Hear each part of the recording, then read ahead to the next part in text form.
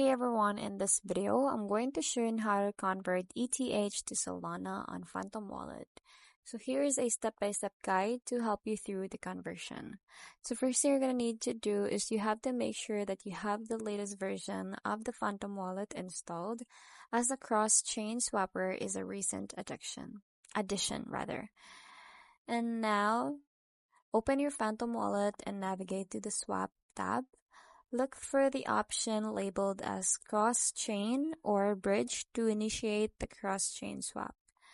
Then just select the source and destination chains. So for from chain, just choose Ethereum.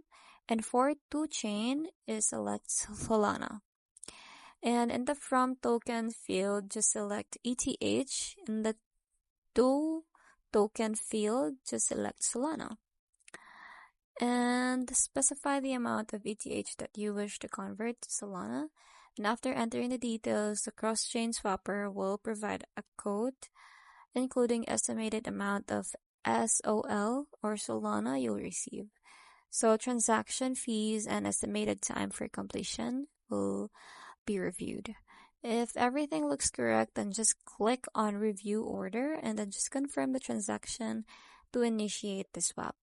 And that's it. I hope you find this video helpful.